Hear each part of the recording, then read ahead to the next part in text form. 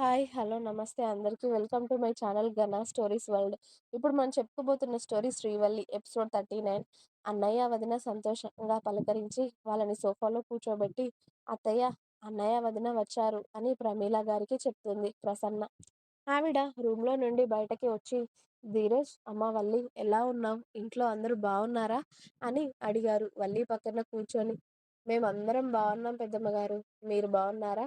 అని అడిగింది వల్లి. "ఇదిగో మీ ఆడపడుచు వచ్చాక ఇంకా చాలా బావున్నాం వల్లి. తను వచ్చాక మా ఇంటికి కలే మారిపోయింది. ఆడపిల్ల లేని ఇల్లు ఎంత బోసిగా ఉండేదో ఇప్పుడు తను వచ్చాక అంత అందంగా తయారయింది. పైగా నా కొడుకునే కాదు, నన్ను మా ఆయనని కూడా చాలా జాగ్రత్తగా చూసుకుంటుంది. మాకు కూతురు లేని లోటు ప్రసన్న తీర్చేసింది" అని కోడల్ని చూసుకుంటూ మురుసుకుంటూ చెప్పారు ప్రమీల గారు. ప్రమీల గారు అలా చెప్పగానే ధీరజ్‌కి, వల్లికి చాలా హ్యాపీగా అనిపించింది. ప్రసన్న గురించి. ప్రసన్న గురించి ఇక ఏ బాధ లేదు అనుకున్నారు. ఎందుకంటే తను అక్కడ ఎంత సంతోషంగా ఉందో కళ్ళారా చూస్తున్నారు కదా! మెయిడ్‌ని జ్యూస్ తీసుకురమ్మని చెప్పగానే మెయిడ్ వాళ్ళందరికీ జ్యూస్ తీసుకొచ్చి ఇచ్చాక వీళ్ళందరూ తాగుతూ మాట్లాడుకుంటూ ఉన్నారు. అప్పుడే జగన్నాథ్ గారు అలాగే సుధీర్ కూడా ఇంట్లోకి వచ్చి ధీరజ్, వల్లిని చూసి వాళ్ళని పలకరించి వాళ్ళతో మాట్లాడుతూ ఉంటారు. సుధీర్, ప్రసన్న చాలా సంతోషంగా ఉంటున్నారా అని వాళ్ళ మొహాలు చూస్తేనే అర్థమైంది.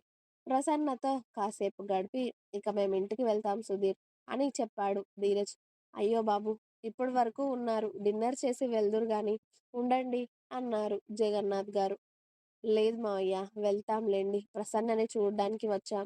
అంతే. మళ్ళీ ఒకరోజు తప్పకుండా వస్తాం. ఆ రోజు కంపల్సరీ డిన్నర్ చేసే వెళ్తాం. ఇప్పుడు మటుకు వెళ్ళొస్తాం" అని ప్రసన్నకి జాగ్రత్తలు చెప్పి, అలాగే అందరికీ బాయ్ చెప్పేసి, ధీరజ్, వల్లి కలిసి మళ్ళీ వాళ్ళ ఇంటికి ప్రయాణం అవుతారు. ధీరజ్ డ్రైవింగ్ చేస్తూ ఉంటే, వల్లి ధీరజ్ భుజంపై తల వాల్చి, "ప్రసన్న చాలా సంతోషంగా ఉంది కదా ధీరా! తనని అలా చూస్తుంటే నాకు చాలా హ్యాపీగా అనిపించింది. తనకి పర్ఫెక్ట్ హస్బెండ్ దొరికాడు. సుధీర్ చాలా మంచోళ్ళలా ఉన్నాడు. మా సుధీర్ అన్నయ్య ప్రసన్నని చాలా బాగా చూసుకుంటున్నాడు కదా! వాళ్ళ మొహాలు చూస్తేనే అర్థమవుతుంది. వాళ్ళ ఎంత హ్యాపీగా ఉన్నారు" అని అంది. హ్మ్. అని చెల్లి అక్కడ సంతోషంగా ఉండడం చూసి ధీరజ్‌కి కూడా చాలా హ్యాపీగా అనిపించింది. ఇక అలా ధీరజ్, వల్లి ఇంటికి చేరుకున్నారు.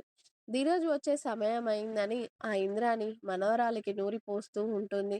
"ఏమే, మీ బావకి కాఫీ ఇవ్వడమో, జ్యూస్ ఇవ్వడమో, వాడితో కాసేపు మాట్లాడడమో చేస్తే ఏమవుతుంది? మొద్దులాగా వాడే మాట్లాడాలి అనంటే వాడు పెళ్ళాముండగా నీ వైపు చూపు కూడా చూడడు.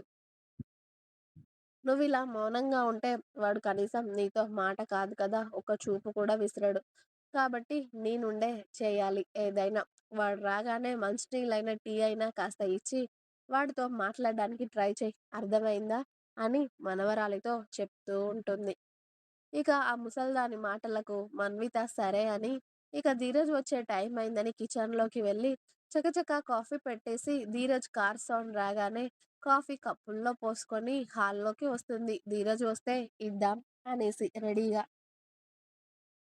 ధీరజ్, వల్లి హ్యాపీగా నవ్వుకుంటూ మాట్లాడుకుంటూ వస్తుంటే వాళ్ళని చూసి కడుపు రగిలిపోతున్నా కూడా ధీరజ్‌ని చూసి మళ్ళీ మొహం నార్మల్‌గా పెట్టుకొని, "బావా, కాఫీ తాగుతారా?" అని పళ్ళన్నీ ఇగిలించి వయ్యారంగా మాట్లాడుతూ ఉంటుంది మన్విత. అసలు మన్విత మొహం కూడా చూడని ధీరజ్ ఆమె పట్టుకున్న కాఫీ ప్లేట్‌ని తీసి ఇంద్రాణి ముందుకు విసిరి, "ఇంకొక్కసారి నాతో మాట్లాడడానికి ట్రై చేస్తే బావుండదు. అర్థమైందా? అయినా నా భార్య ఉండగా నువ్వు తీసుకురావాల్సిన అవసరం ఏంటి? నాకు నా అవసరాలన్నీ నా భార్య తీరుస్తుంది. అర్థమైందా? ఇంకోసారి ఇలాంటి పనులు చేయాలి అని చూడకు. నా కోపాన్ని తట్టుకోలేవు" అని ధీరజ్ చాలా కోపంగా చెప్పాడు. అంతే. మన్విత ధీరజ్ కోపాన్ని చూసి చలిజ్వరం వచ్చిన కోడిలా వణుకుతూ ఉంటుంది. ఇంద్రాణికి కూడా ఆ మాటలు వర్తిస్తాయని అర్థమయ్యింది. ఇక మనవడి కోపాన్ని చూసి తను కూడా కాస్త వణుకుతుంది. కాఫీ అంతా హాల్లో ఒలికిపోయింది అని అది క్లీన్ చేద్దామనుకుంటుంది వల్లి. కానీ ధీరజ్ వల్లి చేయి పట్టుకొని, "నువ్వు ఈ ఇంటి పని మనిషివి కాదు ఈ పనులన్నీ చేయడానికి. ఇంటి నిండా 25 మంది పనోళ్ళు ఉన్నారు. అవన్నీ వాళ్ళు జూసుకుంటారు. నువ్వు నా భార్యవి, ఇంటి పెద్ద కోడలివి. ఇలాంటి దిక్కుమాలిన పనులు ఇంకొక్కసారి చేయకు. అర్థమైందా? అలాగే అడ్డమైన మనుషుల మాటలు కూడా పట్టించుకోకు. అర్థమైందా?" అని వల్లి భుజం చుట్టూ చేయి వేసి ఆమెను తీసుకొని వెళ్ళాడు ధీరజ్ వాళ్ళ రూమ్‌కి. ధీరజ్ మాట్లాడుతుండగానే బయటికి వచ్చిన సుభద్ర గారు కొడుకు మాటలు అన్నీ విని, "చూసావా అమ్మా! తనని ఏమీ అనకు అని చెప్పాను. పెద్ద బాబు ఎంత సీరియస్ అయ్యాడో చూసావా? ఇంకోసారి వల్లిని మాట అనే ముందు కాస్త ఆలోచించుకో ముందు వెనక. పెద్ద బాబు కోపం అంత మంచిది కాదు" అని చెప్పి మేట్స్‌ని పిలిచి ఆ కాఫీ అంతా క్లీన్ చేయించారు. ఇక బామ్మ, మనవరాలు మొహాలు మార్చుకొని రూమ్‌లోకి వెళ్ళి, "చూసావా నానమ్మ, బావ కనీసం నేను కాఫీ ఇస్తే కూడా కప్పు పగలగొట్టాడు. కాఫీ తీసుకోకుండా. కనీసం నా మొహం కూడా చూడలేదంటే చూడు, అది పక్కన ఉండగా" అని అంది వల్లి మీద కక్షతో. "పోనీలేవే, వాళ్ళ సంబరం ఎన్ని రోజులు ఉంటుందో ఉండనివ్వు. నేను ఆల్రెడీ పావులు కదపడం మొదలుపెట్టాను. అది ఖచ్చితంగా ఏదో ఒక రోజు ఈ ఇల్లు వదిలిపెట్టి వెళ్ళిపోవాల్సిందే. దానికి ఇంట్లో జీవితాంతం ధీరజ్ బాబు భార్యగా ఉండాల్సిన అర్హత లేనే లేదు. ధీరజ్ బాబు పక్కన నువ్వే ఉండేలాగా నేను చూస్తాను కదా! నువ్విక దీని గురించి దిగులు పెట్టుకోకు. నేను అన్నీ చూసుకుంటాను. నీ చదువు నువ్వు చదువుకో. ఇంట్లో వాళ్ళ గురించి నేను చూసుకుంటాను కానీ, వాడు తిట్టినా కూడా కాస్త వాడితో మాట్లాడడానికి మాత్రమే ట్రై చెయి. లేకపోతే వాడు అలాగే ఉంటాడు. పెళ్ళాం కొంగు పట్టుకొని తిరుగుతూ. సరేనా?" అని మనవరాలికి చెప్పింది ఆ ముసల్ది. "అలాగే నానమ్మ. కానీ నేనుండాల్సిన ప్లేస్‌లో ఆ దొంగ మొహంది ఉంటే నాకు చాలా బాధగా అనిపిస్తుంది. పైగా బావ నాకు వాల్యూ ఇవ్వకుండా భార్యని మాత్రమే ఎంత బాగా చూసుకుంటున్నాడో చూడు.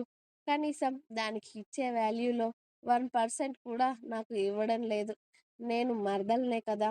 కనీసం నాతో మాట్లాడితే ఏమవుతుంది? ఆయన గారి సొమ్మేమైనా పోతుందా? అయినా నాదే తప్పేలే.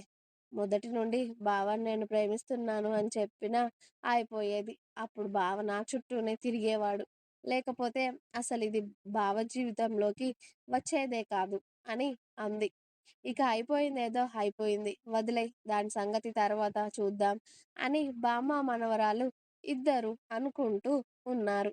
ధీరజ్ వల్లి వాళ్ళ రూమ్‌లోకి వెళ్ళాక, ధీరజ్ ముందు ఫ్రెష్ అయ్యాక వల్లి కూడా ఫ్రెష్ అయ్యి ధీరజ్‌ని హత్తుకొని, "ఎందుకు బంగారం అంత కోపం?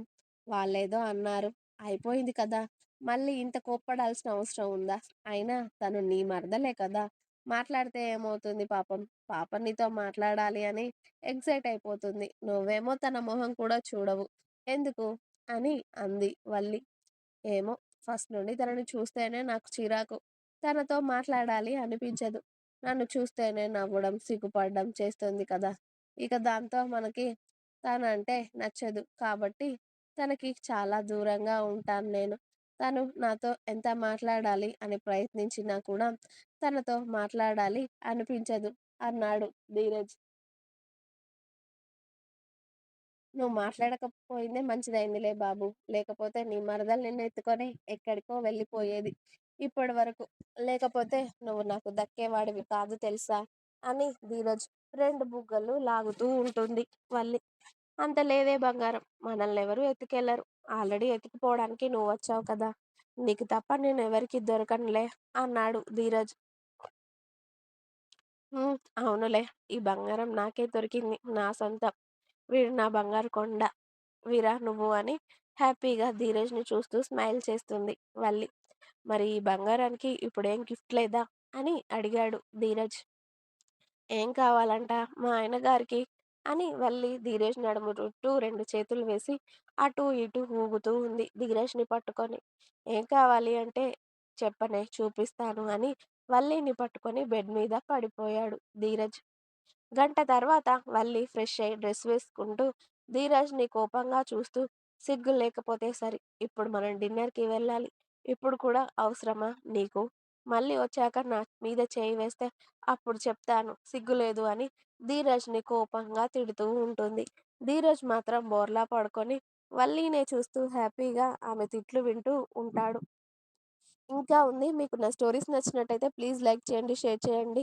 ఛానల్‌ని తప్పకుండా కొత్త వాళ్ళందరూ సబ్స్క్రైబ్ చేయండి. ప్లీజ్ సబ్స్క్రైబ్ మై ఛానల్ 'ఘన stories world'. Thanks for watching my video. By by. Please like, share and subscribe.